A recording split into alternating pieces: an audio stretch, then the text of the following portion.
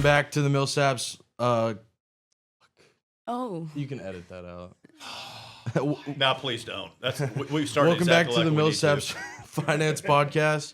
Today we have two incredible guests with us, Dr. Craig Orgeron, and a leader. He's a leader in technology and digital strategy, and Dr. Randall Valentine, a finance expert with a background in forensic finance. Thank you both for joining us today. Good to be here. Thank you. We could kick things off a little casual for us before we get into the professional nitty and gritty. But what were you both like as kids? Any early hints that you would end up in finance and technology? Like, what was it? What was the thought process back in the day? No.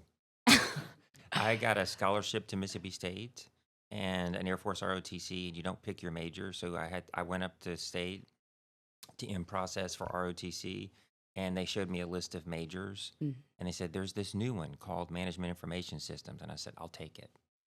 That's exactly how official it was. Yeah, for me, no clue at all. I was kind of a normal kid. I was into sports. I was, getting into trouble, that kind of thing. Things normal kids do. When I started to get into high school and figure out, like, hey, what am I going to do with my life? My decision tree was kind of like, what am I good at in school? So I obviously wasn't good at like things like literature and stuff like that, and chemistry lab, or may or may not have blown up a Bunsen burner. So there was stuff like that I knew I wasn't good at, but what I was good at was math. And so I thought about being a math major, and I actually started out as a math major. What happened was it was a random conversation with a family friend, and they said, have you thought about finance? And I said, well, what do you mean? Like, I said, like stocks, bonds, stuff like that. I said, I have a little bit of an interest in it, but why that? And he said, well, it's mostly math. And he said, it has a lot more real world applications. And career wise, you can do a lot more with this than you could with a generalized math degree. So that was kind of what started my path, was just a random conversation. Yeah. So, I mean, kind of like you, just happenstance, you Same. know? Yeah, and Yeah. where the industry has gone, though, is so different. I mean, I think when I went into the Air Force right out of school, and the folks had stayed in, probably landed in either cyber or maybe intelligence over time. Because back in the day, you were probably in communications and computer systems or something that sort of sounded dated. And to Dr. Valentine's point, I mean, you take that first step forward, and that's how it goes. In the military, had a job, next job, and then you're on your way. Yes, sir. So, what do you think about the world of finance and technology from your childhood, and what was it like? What were the biggest innovations like during that time? I had been asked this many questions about childhood since like therapy. We just want to No, really I'm just dig in. kidding. I still haven't showed up for therapy yet. So yeah, but the question was like, in childhood, how was finance different? You got to keep in mind our technology that we grew up with was so just primitive compared to now. I remember when I was, I think, 10 years old, I got cable TV, something like that. Nice. And we had 12 channels. Like literally it was only 12, like what's TBS now we had ESPN, and then we had a couple other random channels that don't exist. And then we had HBO. And that was like the big thing. It was like, and I thought to myself when we got 12 channels, how are we ever going to watch all this TV? This is crazy. It's like, this is more TV than I could possibly imagine. And now I'm going through Netflix. Like I've seen that. That doesn't look so great. It's like the technology is totally different. And in finance, you got to keep in mind, I grew up, we had computers, but they were just so ghetto compared to now. Yeah. They were like these monster things, and you had to put a DOS disk in one disk and then the program for whatever you were running. Truth. And so like spreadsheets, like Microsoft Excel, this did not exist. We had like Lotus. Lotus was what we used. And so it was like all the stuff that we use now did not exist then. Stuff like coding in Python or R or whatever else, that did not exist then. We had a whole nother program. Did you have to learn Fortran? Fortran, Yeah. COBOL, and assembler.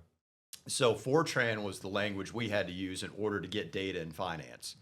And the moment I literally had Fortran mastered when I was a Ph.D. student at Mississippi State, Crisp then came out with a point-and-click version. And I've never used it since. It's like completely useless knowledge. And so it's like comparing then to now, it's like, it's crazy. to think about. There's so much now that you have that we just couldn't even imagine. I think the pace of change too. It's like I did not grow up in a family that was very technology literate at all. I mean, and I think the story of majoring that in college and sort of leaning into it.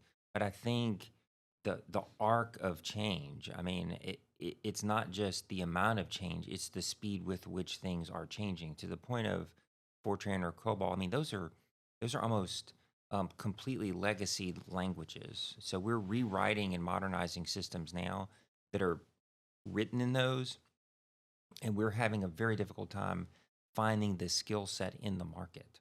Like this skill set in a 20 to 30 year period doesn't even exist anymore. Um, and that is in and of itself very typical. And so this came up just in the last week or so, like with AI, coding as a skill. I mean, I think I don't even know if that's gonna be a differentiable skill set in the future. And if you pose that question technically, the other question I think is then what is? What is the skill set if, you know, getting on a workstation and creating good code was the skill set? And I think the workforce ramifications are huge in that space. Do you think AI is just a big part of that, and just kind of not differentiating like the skills in the coding? So there's any number of interesting things that have happened in the last week. But what I will tell you is there was a study done by Harvard Business School and Wharton, uh, and on the academic side, so where the really well-trained academics are really starting to look at the impact. And what they're finding is, as you would expect, probably huge efficiency impacts. Huge, teams, individuals performing at teams level. But the thing that struck me in this most recent study, which is actually called the cybernetic teammate, that's the name of the research, is democratization. All right, so it's a democratizing technology. You're putting it in a lot of different people's hands, but it also is eviscerating to a degree what we consider to be expertise. Those things are really profound from a workforce perspective, right? In other words, I had all of this expertise in whatever I was trained to do, and these tools may change the conversation completely. And I think that's very, very interesting in terms of Hmm. what it does.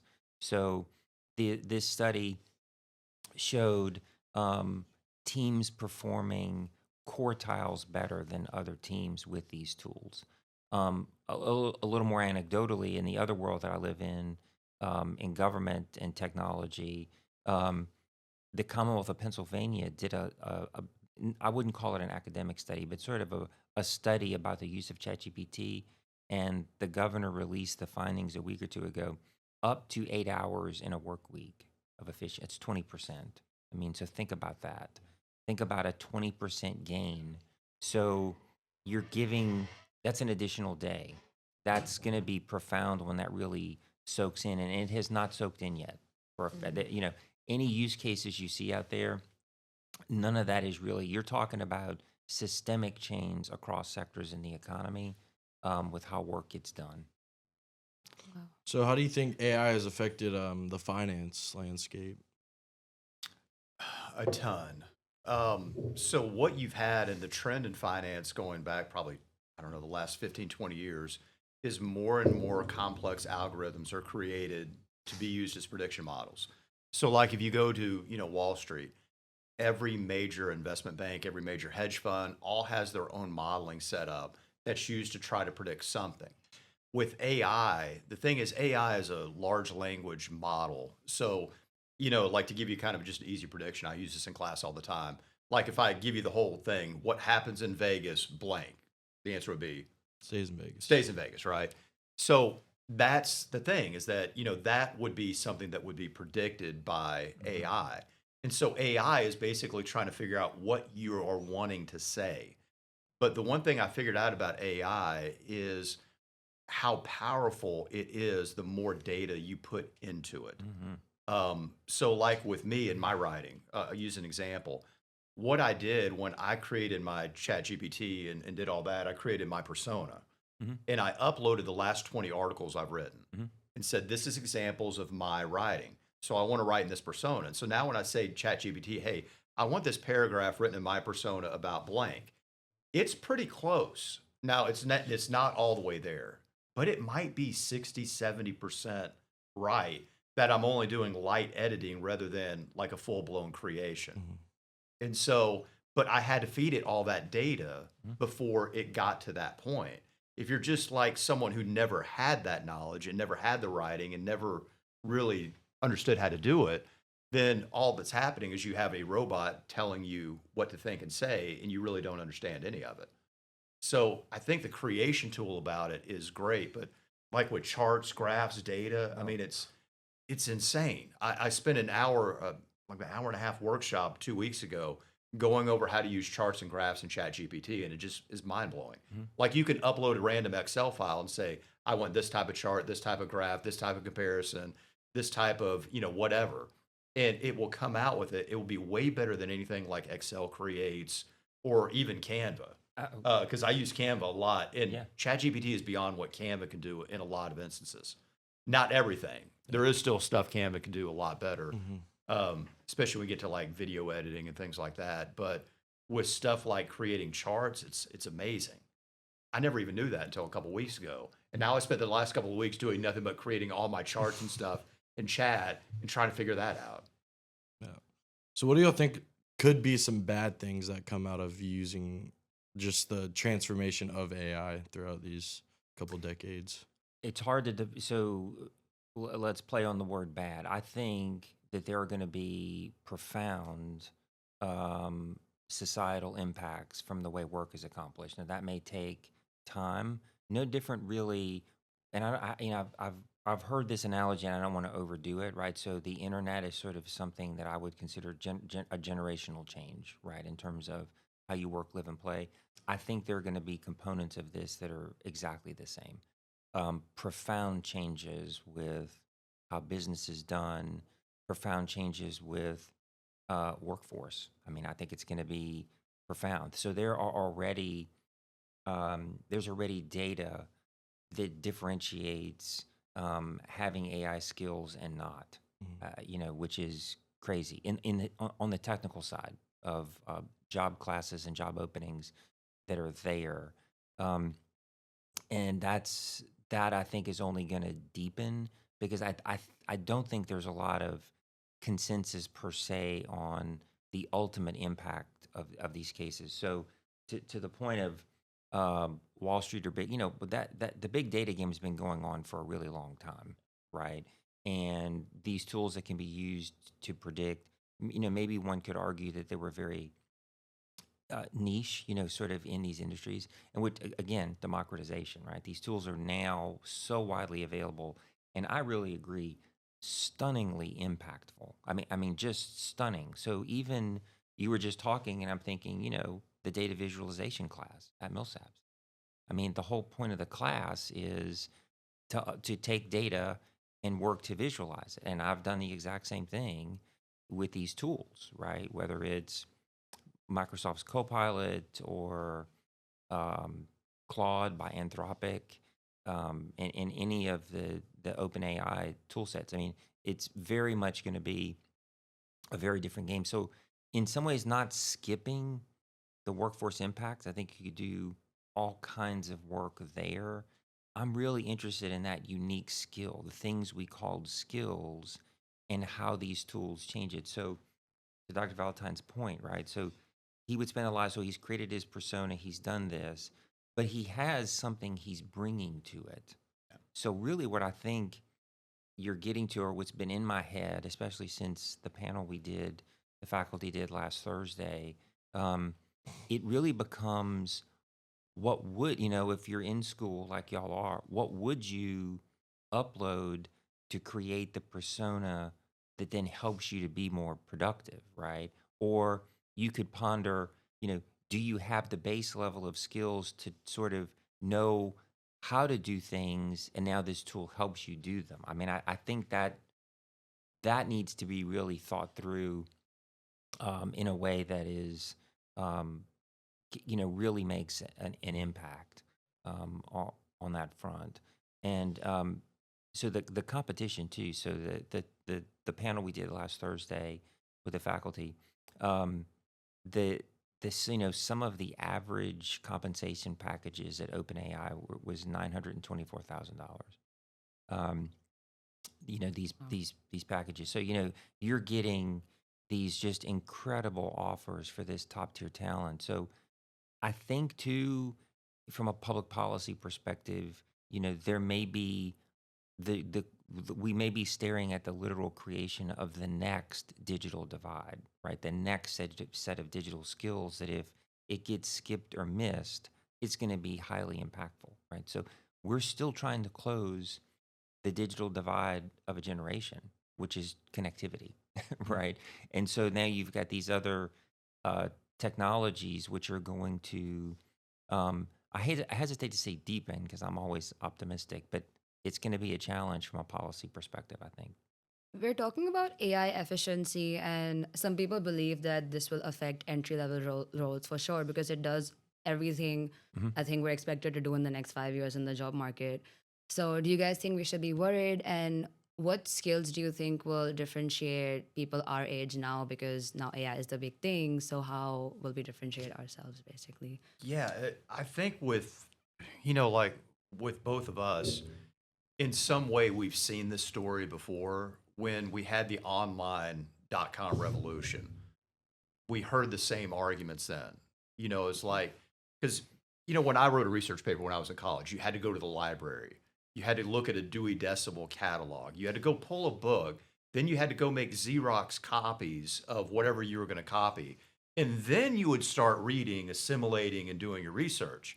Now it's like, oh, you just go to Google Scholar, right? I just go pull whatever I need straight off of Google Scholar and I skip, steps 1 through 5 and I go straight to step 6.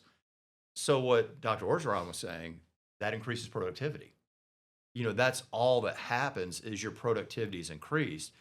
And what he was saying is the skill set becomes more specialized at that point.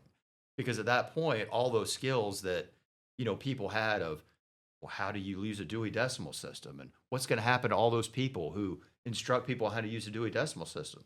They have to learn new skills, and we have to learn new skills. I Mm. mean, if you think about it, like literally our skill set 10 years ago wouldn't even be applicable now. No.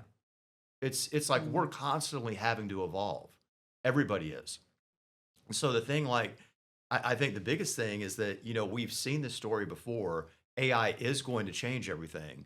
The biggest thing is you want to make sure you're on the top Same curve page. of it and you're not falling behind. So, I mean, because there's going to be new technology come along. There's something someone's working on right now that's going to change the way we do everything. I don't know what that is, but I know it's going to happen. I know when we have this conversation in 10, 15, 20 years, we're going to be talking about something we can't even imagine. Agreed. I think the reason I really love your question is because there is so much content and information that is out there. I think your question is really good because there are still only so many hours in the day. What is the thing, right? My alma mater is Mississippi State too, and um, they made a recent announcement that struck me. Right, they have a new AI minor, but when I hear that, what I hear is I can affix that to anything. I'm a psychology major. I'm an English major. I'm a whatever. That I don't know what is inside the curriculum of that, but conceptually makes really good sense. I'm going to Yeah. click this on, and um, maybe I'm going to go to PT school. Maybe what are these? What can these tools help me with? A regimen, for a client. Um, those sorts of things. I think I just finished a class myself, and so I think the other thing that resonated with me is it's kind of constant. I try to do something every 2 to 3 years that takes time, and I think that is really important. To kind of show continued growth and show. I think employers are going to be expecting that, and I know that sounds like a steep hill, to climb, when you're finishing school and getting out of the workforce. But I think there's a very high expectation that whether it's formal or not, you're going to be in that constant mode of learning, of doing, those kind of things. So the one I just did was 6 weeks, 6 to 8 hours a week, plus a little writing assignment. So not a heavy lift, but it's you learn things, you meet people, and even maybe the places we are, it's a resume builder. And staying in the game, I think, is wildly important. I've heard more and more people talk about like how like certificates are kind of becoming like degrees to a certain extent. Do y'all think that's like a real? Yeah, I mean, I've got 2 certificates within the last few years. Same. One in AI and one in FinTech. And the reason is like when we went through school at Mississippi State, those classes didn't exist.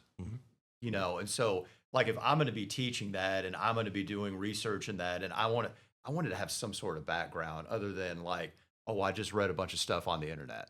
Yeah. I watched a bunch of YouTube videos. You want something else that has a little bit more teeth to it. But I think those are really important, especially with things like, because, like I was saying, 10 years from now, the skill set that you have at Millsaps is going to be dated. That just is how it is. No matter where you graduate from, it is going to be dated. So how are you going to go about filling the gaps? So a lot of employers, like major employers, like I'll use Citi as an example, they have a great training program that's a continuous training program that they, all their executives and stuff still have to go through. And so they'll bring in experts on AI and FinTech and other things and basically say, hey, look, this is kind of what's going on and this is what you need to be educated on. So no matter what you're doing, there's going to be something that you're lacking. And I think like with both of us, and I think you're probably the exact same way, I try to allocate at least an hour of my day every day to learning something. Now, the thing is, a lot of times that'll be with something AI oriented, like when DeepSeek came out before someone banned it. I'm not going to mention any names. Someone banned it from Mississippi, but Sorry. I'm glad you did. Okay. You absolutely saved my productivity. It was kind of like you were the parent and I was the kid then, But when DeepSeek came out, I went on a rabbit hole for about 3 days doing nothing but DeepSeek, comparing it to chat and seeing what could it do, vice versa. And what I found out, chat was better. Chat was just probably a generation, maybe 2 ahead. At least. But, the thing is that when you spend that hour learning something, it's always valuable. The thing I think you got to be careful of is you get down these weird rabbit holes. Like I spent about 3 weeks researching whether or not Hitler really escaped Nazi Germany and went to South America. That has nothing to do with my career and does not, make me better in any way, shape, or form. But however, that's kind of one of those. Trivial pursuit. You yeah, really yeah. crush it. You kind of nerd out. Yeah. You do kind of nerd out on some of the stuff, and you just go down some weird stuff. For sure. Micro-credentialing is a thing, to your question. I think to marry both of your questions, it is a thing. Picking the thing, I think, is what's so difficult because there is so much out there. But I do agree that micro-credentialing is wildly valuable. The argument really is, is it, I am a believer that it is valuable in addition to any other formal education. And I think the real fist fight is, in lieu of, and we can debate all of that because we still need to be, whole, great, persons who contribute to society. And the best way to do that is to get an overall great education. And then that micro-credentialing piece can be added. But I actually think it's here to stay. And one of the reasons is it's not just the credential. I think it is the pace of change. There is so much newness and getting up to speed. But that's a really important decision, to really be candid. What kind of credential do you get? So when I was with AWS, I've never been in a place that had more learning on a very regular basis. And it felt a little bit heavy-handed because this learning would get pushed down and you took a test regularly. Now, not hard, and you could sort of redo the test, but the point was the company was very focused on that. Some of the deeper credentials, right? So there's a new credential at AWS, whether it's cloud computing or whether it's AI. And so that's the other thing, in the industry, are you getting a credential like that, which of course, right, has that other component to it, right? If I'm credentialed at AWS, I am using AWS, right? Either at my company or whatever. And so those are, I think personally, working in tech, I think those are just really hard decisions. So as an example, um, when I came back to the state to help the governor with some IT stuff, um, we made a decision, we're going to be a multi-cloud state, right? So that was a hard conversation with the team. Why? Well, because that probably means you're going to have AWS skills, Microsoft Azure skills, and by July 1, we're going to have Google Foundations implemented. So now the team, it's not one thing, it's multiple things that you have to be credentialed on. And I think those are tough decisions when you're looking at, what is a credential I can get that isn't necessarily overly tied to a product or a company. And that's where I personally think it's exceedingly difficult to choose, because it is mind-bendingly complicated. Making that choice from a career perspective. Yep. How do you do that?